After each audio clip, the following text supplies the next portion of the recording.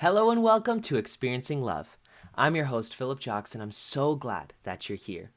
Today, I draw for you once again and talk about standards the standards we have for ourselves, for the people around us, and how the standards for ourselves impact those around us and our standards for them.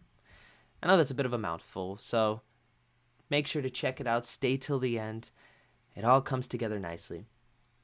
And if you enjoy, make sure to leave a like, subscribe, leave a comment, hit that bell icon, whatever order you want to do it in, so that you never miss a video. And without further ado, let's begin. So I got two topics that I kind of wanted to cover, and I also had a little bit of the intention to record back-to-back episodes because I've fallen a bit behind. Now I'm day of instead of day before. So I might just hit both of them today. The first one I wanted to go over, the first topic I wanted to broach with you, is the topic of standards and the standards that we have for ourselves. The top The standards that we have set for ourselves also impact the standards that we have set for other people. Like, I don't think a lot of people realize just how much your interactions with other people are a reflection on your reactions and your interactions with yourself. Everything starts from within, right? I truly don't believe that you can treat yourself kindly, like actually kindly, and treat others awfully. I think that if someone is out there very obviously treating others with disrespect, with rudeness, with honest anger and frustration, they're more than likely treating themselves with that same mentality. If you see someone angry out there, they're also angry with themselves. If you see someone out there that's frustrated and lashing out or is incredibly embarrassed or sad, they're often feeling those things about themselves too. Because those feelings, those emotions,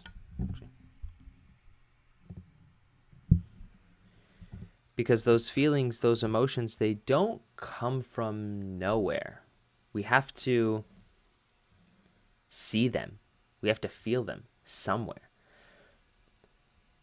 So it's more about like, where do you feel your emotions?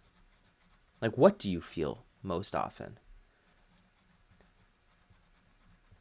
I always thought that it started outwards, right? Like, I was nice to other people and therefore I would learn to be nice to myself. Nope. Not true. Not true. Not true. Not true. It was only when I learned to quiet my mind and honestly, like, stop caring about what other people thought that I was able to start loving myself, and then loving other people became so incredibly easy.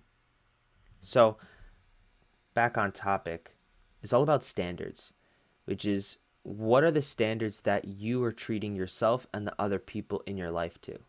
Like, what do you decide is a boundary? What do you decide is a limit? What do you decide is something that you will not stand for? The quality of your life is fully dependent on the standards that you set and hold.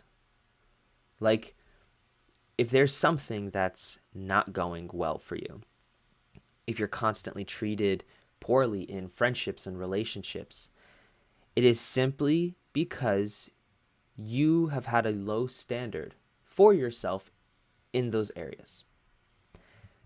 And that's kind of rough. That's rough to think about because we may make excuses saying, "Oh, but like there's days that I love these people. There's days that they're kind. There's days that I honestly don't care." Okay, maybe that's not fully true. But when I say I don't care, what I mean is that there is no excuse that you can have for treating someone poorly and get away with it. Like whenever I treat someone poorly, whenever I do something wrong and hurt someone and make them feel worse, make them feel lesser than they are, it's my sole responsibility to make it right, to apologize, to do better by them and everybody else in my life. I hold people to that standard. I'm not going to force them to apologize for the things that they've done, but if you're not at the point where you can see that you've done something wrong and apologize for it, you're just not going to be a part of my life. And that's fine. It's fine for me to not have you there, and you'll learn to not have me there. The choice is, do you want me in your life? If you want me in your life, you have to raise your own standards for yourself too. If the quality of my life is dependent on my standards, I'm going to raise my own standards, therefore raising my quality of life.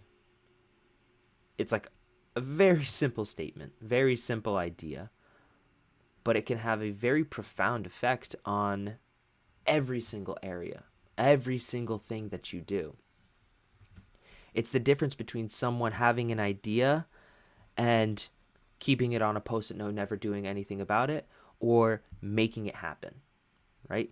It's the difference between someone feeling a little bit off, but still deciding to go work out because they know they feel better after exercising, and the person who decides that they can rest most days of the week and not exercise, even though they know they feel better after exercising. Raising your standards is one of the best things that you could do for yourself. Because those that really care about you in your life, if you raise your standards for them, they will also rise. And it's no secret that I'm here trying to make the people in my life rise to their fullest potential. Potential, imagine.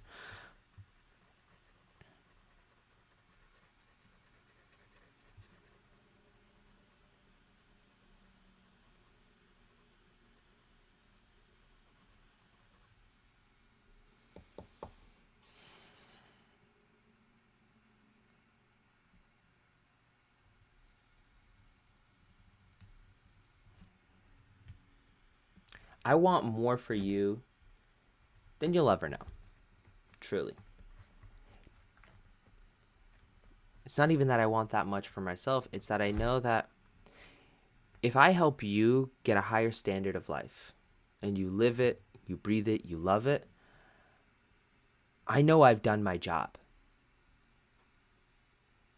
I truly see it as one of my jobs, one of my roles, I guess I'll call it, one of my responsibilities, to leave the world better than I found it.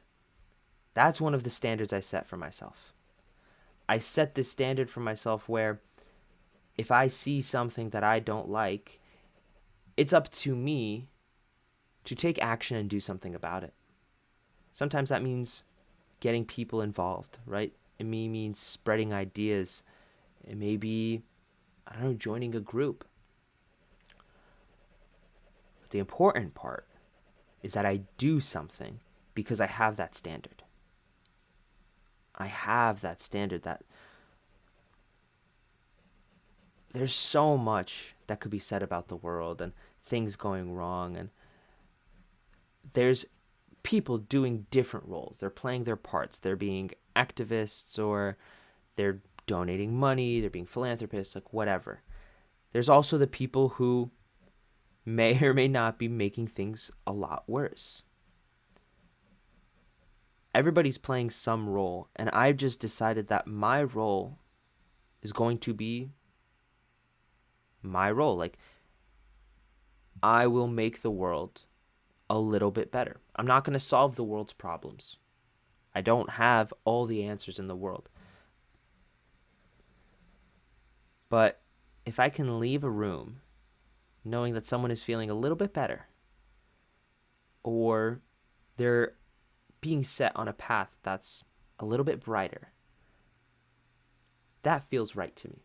That feels like I've done a good job. So I started saying that to myself. I started saying, like, I want to leave the world a better place than I found it years ago. Or I used to say, like, I want to leave my corner of the world better than the way I found it. Because I know I'm not going to have a global, like an entire world impact per se. I truly believe I'm capable of impacting millions, if not billions of lives, but every single person, that's a bit tough. I don't think there's a single person out there that's done that. I don't think there's a single group, single company that has done that. But I do know that whether or not I believe I could impact the world or not, I know for a fact that I can impact one person. And just one person at a time is all I really need. I want to take it easy. I want to set myself up for that level of commitment, for that level of success of, hey, you know what? What can I do for you so that you have a better today than you had yesterday?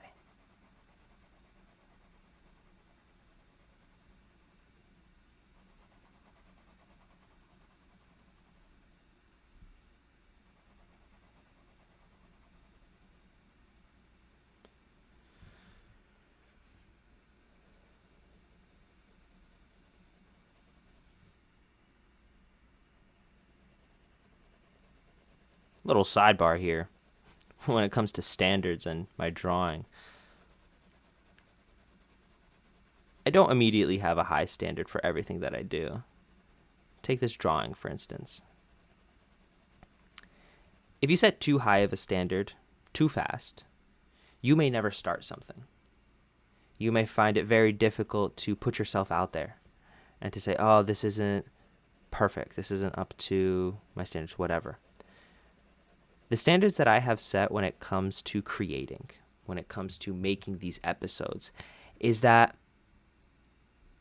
I will show up every single day. And that may sound small, it may sound quite simple, but I want you to try it.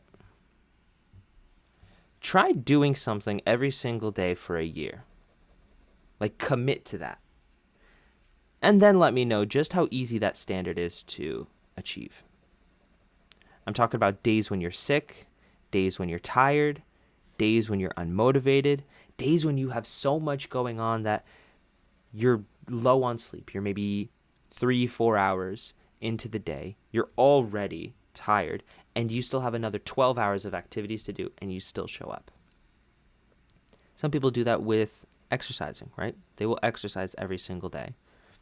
Some people do that with their finances. They'll make sure to show up and actually watch their finances, watch what they do every single day.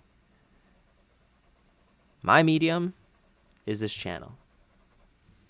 My medium is YouTube, right? I get to show up here every single day and just post. Whether or not it's a perfect video, it doesn't matter. Because the point is I'm here. And I remember actually hearing this quote now that I'm saying the word perfect more and more.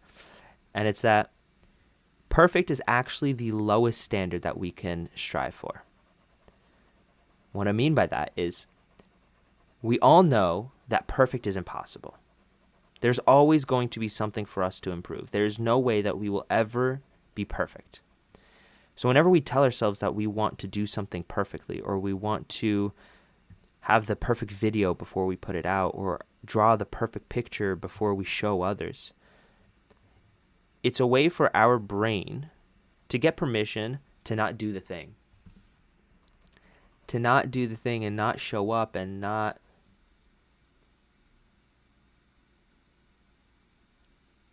do what we set out to do. Perfection is the lowest standards because we can never get it, and so we have permission to never meet our standards. I don't live by that. I live by the standard of doing the best I could with the resources I have, right? Do the best that you can do with what you know how to do, with your skills. If you want to do better, you can. Just get the resources that you need. Maybe that's a book, maybe that's a class, maybe that's whatever. But for the moment, don't let this standard of trying to be perfect or trying to have it a certain quality stop you from even trying something. I love watching people try, even if they fail, even if they succeed. Actually, I love seeing people try and quote unquote fail or mess up, not because I like seeing them fail, but because I know there's an important lesson, there's something so valuable to learn from an experience like that. I love seeing people go through something like that because it means that they have the opportunity to become something better, someone better. And I think that's so cool. I think that's so awesome. Of course, I love to see people succeed too, because that means that the hard work and the effort that they put in is paying off. But you learn less from success. It's interesting. It's like success leaves clues, yes. And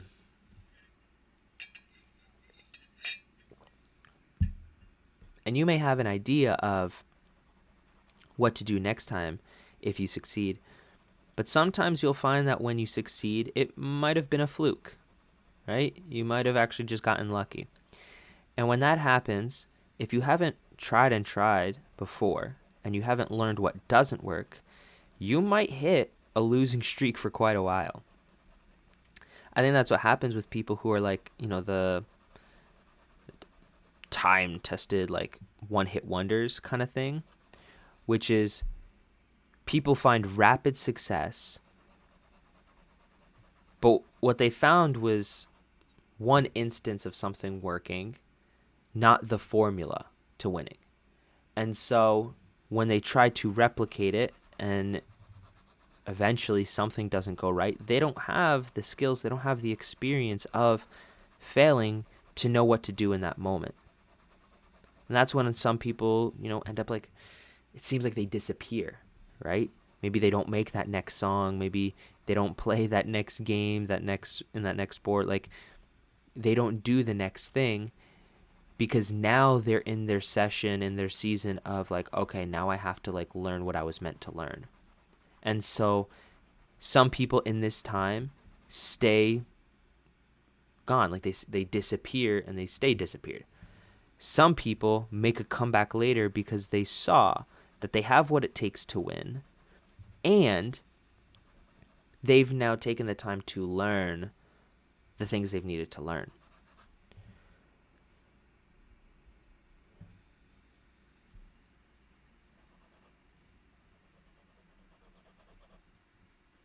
I want you to have a high standard for yourself.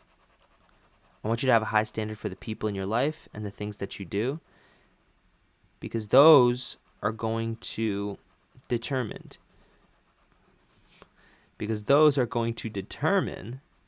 excuse my mouth fumble, how you feel about your life. If you're not happy about your life, chances are you might just not be living at the highest standard that you know you can achieve. It feels good to live at a high standard, let me tell you. It feels good to live at a high standard and to actually follow it. I guess actually live by it, not just set a high standard and then miss it. Because when we do that, we get immense pride. And pride is a feeling that many people love to experience, truly, like quite simply put. And I'm not talking about the sin type of proud or pride, I'll say. So maybe pride's the wrong word. Instead of pride, it's more like feeling proud of yourself. I guess like proud of yourself for the hard work that you've done, not the ego type of pride. I think that's an important distinction, and I hope that much didn't go over much many people's heads. Anywho, I'm back on that like drawing talking grind, and yesterday I gave myself a little break from that because I was so mentally fatigued. I knew there was no shot I was going to be able to talk. So we're here now, and I'm no longer that mentally fatigued, but I will say it is challenging nonetheless. I'm also just like figuring this out, this whole drawing thing. Remember how I said like, don't know that? I feel like I got this interesting thing going on with like these like scribbles going in different directions to show depth. And what I'm going to do with this is definitely to be determined. That's for sure. But I think I'm having a good time. What am I saying? I know I'm having a good time.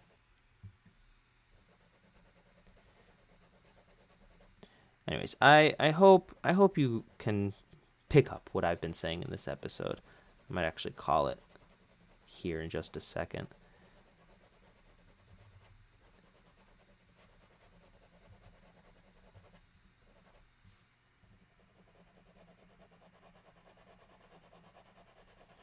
Yo, crosshatch. Yo.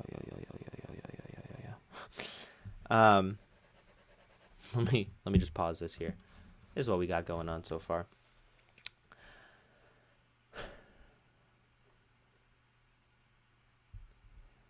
Having high standards is not the only thing you need. There's more. I've made episodes ranging on all the things that I think could be useful for you. Yesterday's episode, all about honesty, was super important for me. Right? You can't have high standards for yourself if you're not honest with yourself. You can't give yourself grace. You can't give yourself love and compassion if you're not honest with yourself. If you try to do those things when you're dishonest, you're giving those things to this mask of lies, and you know it's a lie. That's why it doesn't feel great. That's why you feel a bit disconnected from it. So that's important. It's important to give yourself love. This show is all about the different forms of love that I experience. Having a high set of standards for myself and for the people in my life is one way that I show love, because wanting more for myself helps me want more for other people. And I want more for other people because I love them, because I want them to experience the most that they can in this one trip on planet Earth that we get. It's all of our first times. We're all just figuring this out. So instead of believing that you can't do something, let's start testing and trying out and seeing what we can. So for today, that's where I'm going to call it. It's always a pleasure getting to be here with you, getting to see you. If you did enjoy this video, I would really love it if you left a comment down below, left a like, and just let me know exactly what you enjoyed about it. Let me know what you think about setting standards for yourself and for the people around you. And as always, don't forget to subscribe and hit that notification icon so that you never miss another video. But until next time, just remember to always fill up with the love. And I look forward to seeing you in the next one. I love you.